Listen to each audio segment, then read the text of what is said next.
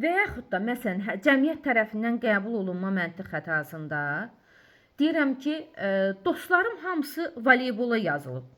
Mən də voleybola yazılacam. Sinif yoldaşlarım rəsm dərnəyinə yazılıb. Mən də gedib rəsm dərnəyinə yazılacam. Əşi, sən rəsm dərnəyinə sənin bəyəm qabiliyyətin var, yazılırsan. Bəs dostların, bəlkə dostların başqa çox şey eləyəcək. Elə sən də eləyəcəksən. Bu deməli nə oldu? Cəmiyyət tərəfindən qəbul olunma. Yəni burada bir çoxluq var müəllimlər. Çoxluq. Özünü bənzətmədə yalnız özünü bir nəfərə bənzədirsən. Cəmiyyət tərəfindən qəbul olunmada özünü bir çox insana bənzədirsən. Yəni bu cəmiyyət tərəfindən qəbul olunma olur. Cəmiyyət tərəfindən qəbul olunma məntiq xətasıdır. Bir də var şəxsi qərəzlik məntiq xətası. Burada nə özünü göstərir?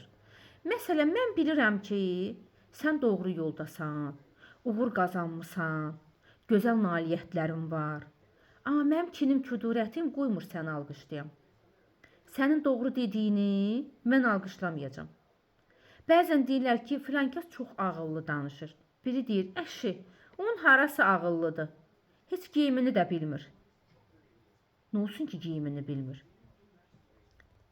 Nə-nə geyinməlidir, elə onu hamı bilməlidir. Amma gör necə gözəl danışır. Necə gözəl ağıllı düşüncəsi, ağıllı fikirləri var. Necə gözəl savadlı danışır. Yəni dərin düşünməsi ola bilər. Ola bilər ki, geyimini bilməsin. Ola bilər ki, kombin eləyə bilməsin. Amma dərin düşüncəsi, ağıllı zəkası, savadı var. İnsanlara ağıllı məsləhətlər verə bilir. Niyə? Amma sənin onunla deyək ki, hansısa bir münaqişən olub, intriqan olub. O kin küdurət imkan vermir ki, sən onun haqqında onu tərifləyəsən, onun haqqında müsbət bir fikir bildirəsən. Bax, bu şəxsi qərəzlikdir.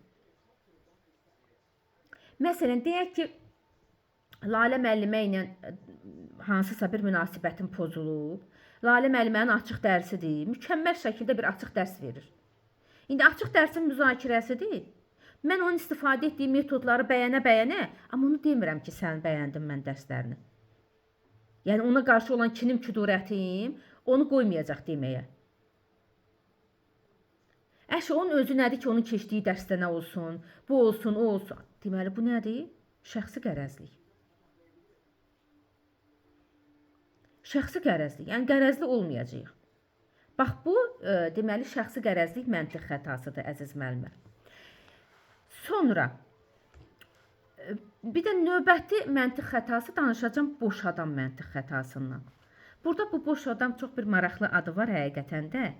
El arasında da həmişə lazımlığını qoyub lazımsızı danışan adama deyirlər boş-boş danışır. Yəni əslində var elə insanlarımız.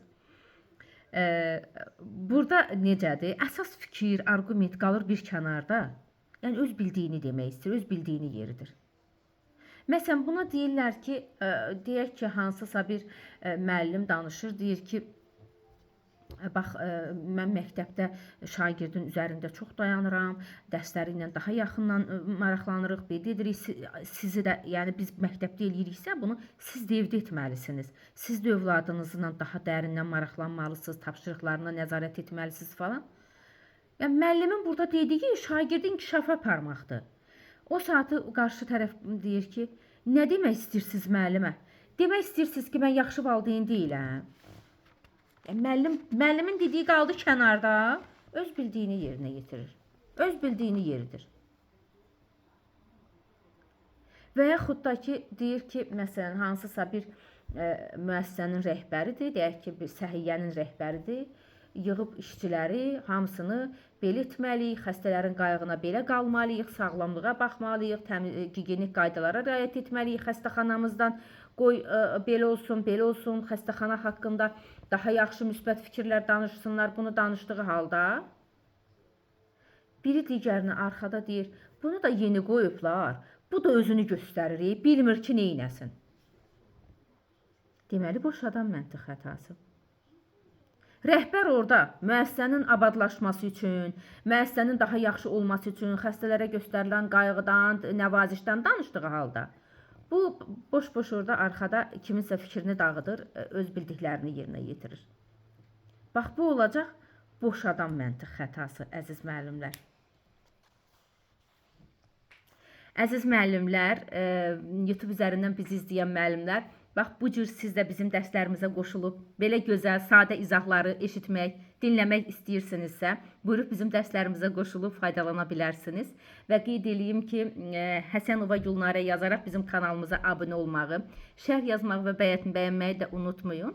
Və bu cür videolarımızın davamlı olmağını istəyirsiniz, xəbərdar olmaq istəyirsinizsə, mütləq şəkildə bizim kanalımıza abunə olmalısınız. Və yanvar ayından bizim sıfırdan qruplarımız açılıbdır. Yanvar ayından açılan qruplarımıza da qoşula bilərsiniz. Və inşallah ki, növbəti aylardan da sürət qruplarımız açılacaq. Bizim dərslərimizdən faydalanmaq, bəhrələnmək istəyənlər bizimlə əlaqə saxlaya bilərlər. YouTube üzərindən telefon nömrələrimiz var. O nömrələrlə əlaqə saxlayıb dərslərimizə qoşulma imkanı əldə edə bilərsiniz, əziz müəllimlər. Sağ olun, növbəti görüşlərədək.